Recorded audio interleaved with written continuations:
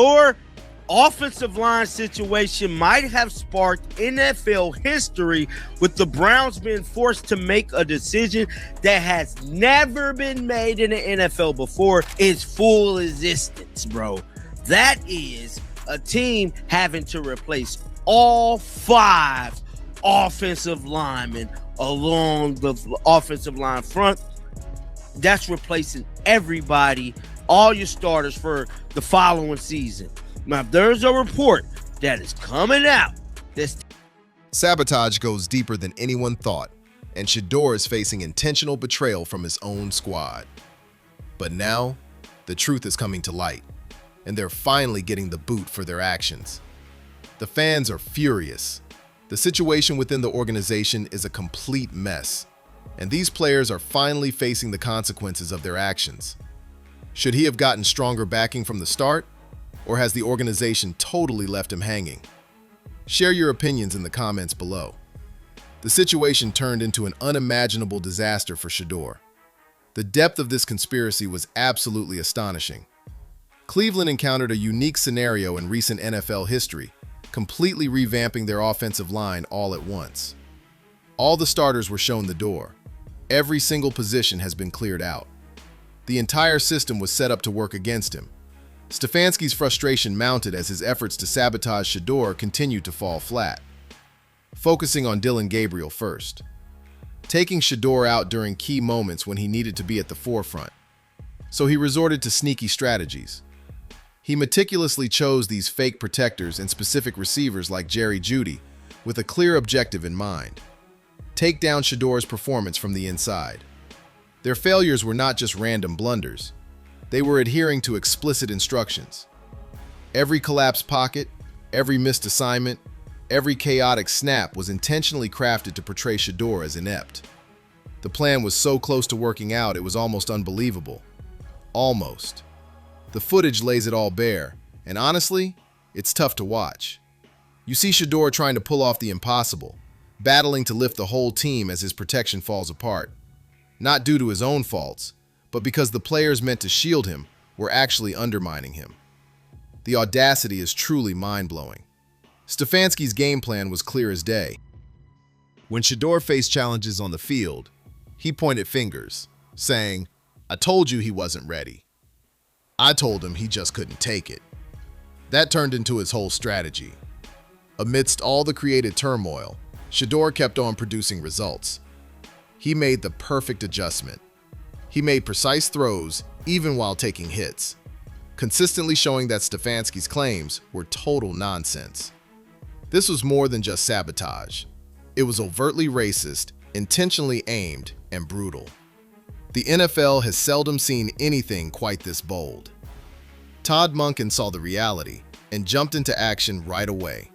Completely overhauling all 5 offensive line positions isn't just a bold move.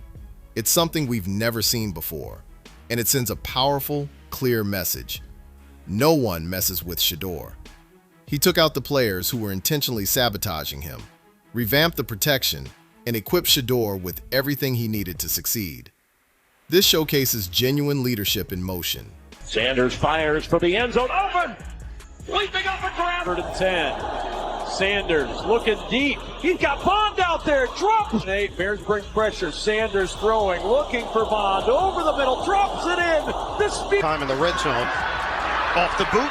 Sanders connects with. Tight ends here on second down. Look at it. In trouble. Now steps back. Get away. Like that. Got it. Complete at the 15. Second possession. Bruh, this clip alone, I don't want to hear nothing from Cleveland media, bruh.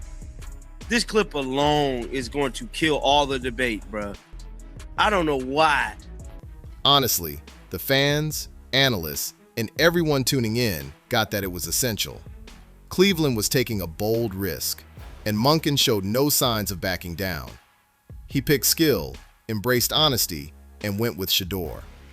This could be an unprecedented moment for the NFL in the contemporary era. This clearly shows how an organization stands by its star player, promoting fair competition and putting an end to sabotage, bias, and setbacks with a single, powerful move. That footage was absolutely amazing, wasn't it? She's launching rockets, moving gracefully in the pocket like a true artist, threading passes into tight spots that other quarterbacks wouldn't even dream of trying. He turned third down conversions into a walk in the park. He says that things like this question he shows to be crucial moments near the end zone. He executed them perfectly. Wide receivers getting open. Bam! Flawless execution on every throw. But let's get real. It's clear that no one wants to give credit to the guys up front. Those offensive linemen were intentionally letting him down. Their mistakes were not just random errors. Every missed assignment, every misstep, every moment he took a hit or dealt with pressure was all by design. Stefanski selected these players himself. Stefanski was absolutely livid that he couldn't throw a wrench in Shedor's plans due to limited practice time. Instead of backing Dillon Gabriel, he opted to stack the field with linemen ready to turn on him. Now, we're seeing multiple mock drafts come out. Now, this one is actually from the Browns. 5 predictions for the Cleveland Browns, second round. So this is a second round mock up here. Following the conclusion of the 2026 season Super Bowl, the order of the first 2 rounds of the NFL draft was set, barring future trades. The Browns' second round pick will be at number 39. So they will be entering at number 39. Now, the Browns have a total of 10 draft picks in the 2026 NFL draft, including 2 first-round picks, which are damn good picks, as well as their own picks in the 2nd through 5th round. And, yeah, who do they got? Matt Miller predicts that a linebacker will be picked up, and I believe this is the 2nd round. It may seem wild, but that's exactly what happened. Every snapshot looked perfect, but there was someone plotting to make him look ridiculous. Let me tell you, these linemen are something else. Shameful, useless, deceitful imposters in uniforms. They think they can blend into the chaos of the plays, but the film exposes all. Shedeur worked wonders out there, dodging defenders, making sharp pivots, and delivering passes that looked downright impossible with that chaos around him. The chaos on the field was something else entirely for these players. They were in a tough spot. They were intentionally trying to ruin his future. Each snap, each hit, every blown assignment served as ammunition for Stefanski's misleading story that Shedeur wasn't ready. Shedeur was on fire, completely dominating the competition, showcasing his unmatched skills, and proving once again that he's in a league of his own. It's absolutely outrageous to try and undermine a promising talent like that. Just wild. Next up is the media scene in Cleveland. Complete garbage. I haven't pinpointed any of these linemen yet, never revealed the sabotage. Instead, they kept going after Shedeur as if he was the one who caused the issues. Utterly disgraceful. They twist the story, cast the victim as the antagonist, and cover up the true shortcomings within the organization. Fans check out the clips and recognize the clear reality, but the media? Not a chance. They twist the narrative, go after Shedeur, and behave as if the chaos was all on him. In the midst of it all, Todd Monken steps in, putting an end to the chaos, letting go of the traitors, reinforcing the line, and giving Shedeur the chance he rightfully deserves. It's revolutionary. That's bold. It's the sole strategy to tackle both the players trying to undermine him and the media that won't report the truth. At last, justice for Shedeur! Finally, someone is putting an end to this ridiculousness.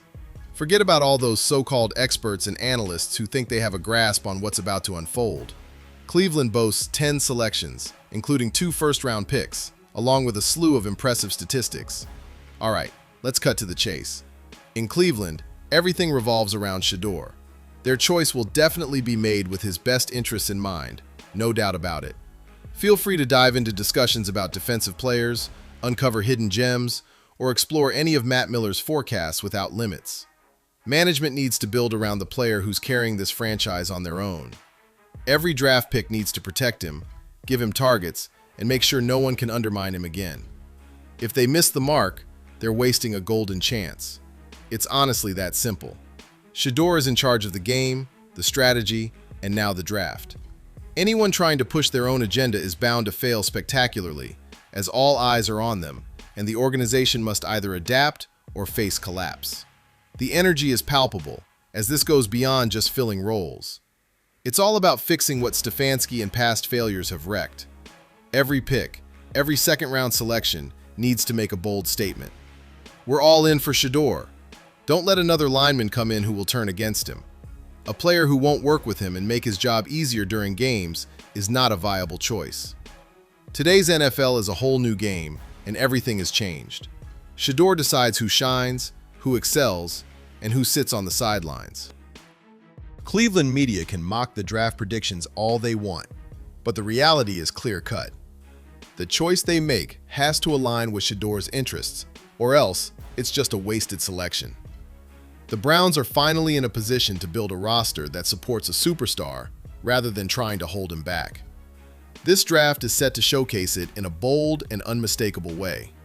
The receiver situation in Cleveland as we approach 2026 is absolutely insane and definitely warrants some serious conversation. It's time to tackle this head-on. Isaiah Bond is an up-and-coming player who's battling for every chance he gets.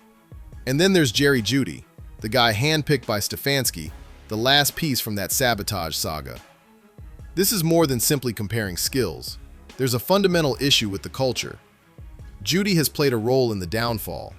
He was positioned there with a clear intent to sabotage Shedeur, to hurt his performance on the field, and now it all makes sense. Players like that have no place left on this Browns roster. Wild, yet totally spot on.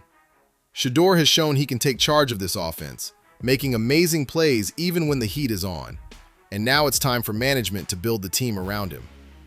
That demands an unwavering stance against anyone who was sent to undermine him. It's time for the team to cut ties with Jerry Jeudy right now. There's absolutely no argument here.